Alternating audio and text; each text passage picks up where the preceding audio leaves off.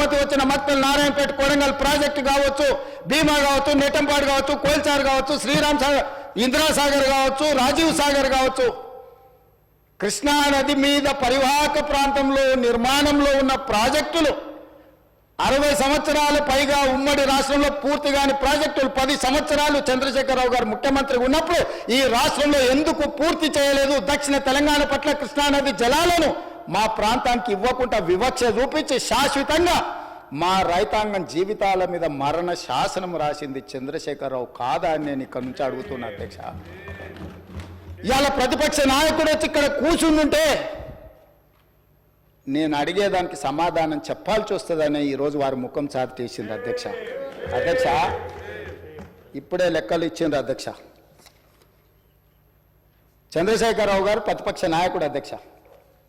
ప్రతిపక్ష నాయకుడుగా ఇప్పటివరకు వారి శాసనసభకు వచ్చింది 2 సార్లు అధ్యక్ష. వారికి పోయిన డిసెంబర్ 23 నుంచి ఇప్పటి వరకు వారికి ఇచ్చిన జీతం అధ్యక్ష 57,84,124 రూపాయలు అధ్యక్ష. శాసనసభ్యుడిగా ప్రతిపక్ష నాయకుడిగా డిసెంబర్ 1, 2023 నుంచి ఫిబ్రవరి 28, 2025 వరకు ఈ దాదాపుగా 15 నెలలలో వాళ్ళు తీసుకున్న ప్రభుత్వం సొమ్ము, జీత భత్యాలు, శాసనసభ్యులు కూడా ప్రభుత్వ ఉద్యోగ అధ్యక్ష తమకు తెలుసు కదా, సుప్రీంకోర్టు తీర్పిచ్చింది. వారు 57,84,124 రూపాయలు జీత భత్యాలు తీసుకున్నారు అధ్యక్ష. 2 సార్లు ఇక్కడికి వచ్చింది, ఇప్పటి వరకు ఎక్కడికి వెళ్ళలేదు అధ్యక్ష.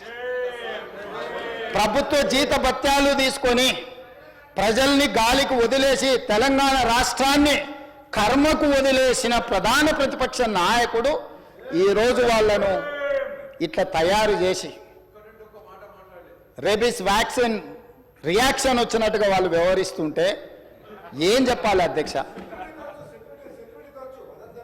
ఇక సెక్యూరిటీలు ఇవన్నీ ఇంకా మళ్ళీ అది సపరేట్గా నేను చెప్పదలుచుకున్న వాటి జోలికి వెళ్ళదలుచుకోలేదు. సరే, కుటుంబ సభ్యుల వల్ల ఆయన ప్రాణ ప్రమాదం ఉంది కాబట్టి ఆయన సెక్యూరిటీ పెట్టుకున్నాడు. సరే, అది సహజంగా, అందుకే ఆయన దూరంగా ఉంటున్నాడు వాళ్ళకు చుట్టూతా పోలీసు పహారాల మధ్య అధ్యక్ష. సరే, అది వారి సమస్య అనుకోండి, నేను దాని జోలికి వెళ్ళదలుచుకోలేదు. సో ఈరోజు ఎస్ఎల్బిసి పూర్తి చేసి ఉంటే నల్గొండ కష్టాలు తీరు ఉండేటివి కదా, డిండి ప్రాజెక్టు పూర్తి చేసి ఉంటే నల్గొండ కష్టాలు తీరు ఉండేటివి కదా, మా పాలమూరు రంగారెడ్డి ఎత్తిపోతల ప్రాజెక్టు ఈరోజు జూరాల నుంచి నీళ్లు తీసుకుని ఉంటే రాయలసీమ నీళ్లు దొంగిలించే అవకాశం ఉండకపోతుండే కదా అధ్యక్ష. ఈరోజు కృష్ణా నదిలో మొత్తం ప్రాజెక్టుల మీద వివరాలు తీయండి అధ్యక్ష. ఎవరి హయంలో ప్రారంభమైనాయి, ఎవరి హయంలో పూర్తయినాయి, ఎవరు అన్యాయం చేసిండ్రు. పెద్దలు చంద్రశేఖరరావు గారిని రమ్మని ఉండే అధ్యక్ష, తమరైన వ్యక్తిగతంగా మాట్లాడండి. వారు ఏ రోజు వస్తారో వారు ఈ సభలో ఉన్నప్పుడే కృష్ణానది జలాల మీద చర్చ పెడతాము. ఈ చర్చలో ఒకవేళ మా తప్పేదైనా ఉందని నిరూపిస్తే సభ సాక్షిగా చంద్రశేఖరరావు గారికి, బీఆర్ఎస్ నాయకులకు నేను క్షమాపణ చెప్తా అధ్యక్ష. ఇది నా సవాల్ అధ్యక్ష చంద్రశేఖరరావు గారికి. సవినయంగా నేను చంద్రశేఖరరావు గారికి సవాలు విసురుతున్న కృష్ణా పరివాహక ప్రాంతంలో కృష్ణానది జలాలలో ఈరోజు తెలంగాణకు శాశ్వతంగా అన్యాయం జరిగింది చంద్రశేఖరరావు గారి హయంలో. లెక్కలతో సహా నిరూపించడానికి నేను, మా మంత్రి ఉత్తమ్ కుమార్ రెడ్డి గారు సిద్ధంగా ఉన్నాం అధ్యక్ష. వాళ్ళ సంతకాలు పెట్టొచ్చు, వాళ్ళ అఫిడవిట్లు వేసి రాయలసీమ లిఫ్ట్ ఇరిగేషన్ ప్రారంభించి 2020లో ఆంధ్రప్రదేశ్ ముఖ్యమంత్రి జగన్మోహన్ రెడ్డి గారిని ప్రగతి భవన్కు పిలిపించి పంచపక్ష ప్రమాణాలు పెట్టి రాయలసీమ లిఫ్ట్ ఇరిగేషన్ జీవో మొత్తం రాయలసీమలో ఈరోజు పోతిరెడ్డి పాడు కావచ్చు, మాల్యాల కావచ్చు, లేకపోతే ముచ్చుమరి కావచ్చు, రాయలసీమ లిఫ్ట్ ఇరిగేషన్ కావచ్చు, ఇవన్నీ కలిసి శ్రీశైలం బ్యాక్ వాటర్స్ నుంచి పర్ డే 10 టీఎంసీ, ప్రతిరోజు 10 టీఎంసీలు 60 రోజులు మనకు వర్షాలు వచ్చినప్పుడు ఉంటే 600 టీఎంసీలు వెనుక నుంచి వెనుకల్ని రాత్రికి రాత్రే తరలించకపోవడానికి ఇవాళ ప్రాజెక్టులు పూర్తయినాయి. 2014 నుంచి 2023 డిసెంబర్ వరకు చంద్రశేఖరరావు గారు ముఖ్యమంత్రిగా సాగునీటి పారుదల శాఖ మంత్రిగా ఉన్నప్పుడు తెలంగాణ రాష్ట్రానికి అన్యాయం చేసింది అధ్యక్ష.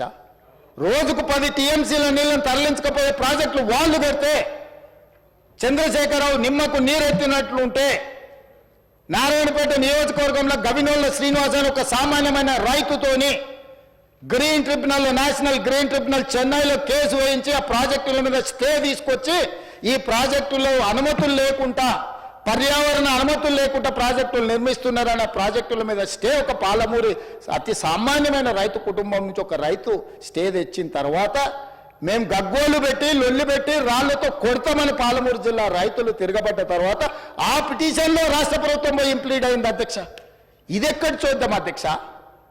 తెలంగాణ హక్కుల కోసం శాశ్వతంగా మనకు అన్యాయం జరిగే నిర్ణయాలు ఆంధ్రప్రదేశ్ తీసుకుంటే ప్రభుత్వం కొట్లాడాల్సింది పోయి ఉద్దండులైన న్యాయ కోవిదులను పెట్టి అడ్డుకోవాల్సింది పోయి వదిలేస్తే ఒక సామాన్యమైన పాలమూరు రైతు నేషనల్ గ్రీన్ ట్రిబ్యునల్లో కేసు వేసి స్టే తీసుకొస్తే పర్యావరణ అనుమతులు ఇవ్వని అప్పుడు పోయి వీళ్ళు విధిలేని పరిస్థితిలో ఇంప్లీడ్ అయినారు అధ్యక్ష. అధ్యక్ష నేను ఒక మాట గుర్తు చేయదలుచుకున్నాను అధ్యక్ష. చాలా మాట్లాడిండ్రు, ఉండుంటే బాగుండేది నేను అడుగుండేవాడిని. రోజా గారి ఇంటికి వెళ్ళి రొయ్యల పులుసు తిన్నది ఎవరు అధ్యక్ష? నేనా ఉత్తమ్కుమారెడ్డి గారు అధ్యక్ష? రోజా గారు ఒక్కసారి రొయ్యల పులుసు పెడితేనే తిని రాయలసీమను రతనాల సీమ చేసి వస్తాను చెప్పొచ్చిన మహానుభావుడు ఆయన. నిన్ను పుట్టినప్పటి నుంచి 71 సంవత్సరం వరకు పెంచి పోషించి నీకు బుక్కడి బువ్వ పెట్టి గుండెల్లో పెట్టి ఆదరించి భుజాల మీద మోసి తెలంగాణ రాష్ట్రానికి ముఖ్యమంత్రిని చేసి 2009లో కరీంనగర్ జిల్లా నుంచి వలస వచ్చి మహబూబ్నగర్కు బతకడానికి వచ్చి ఒక్క ఓటేయని మహాప్రభు అంటే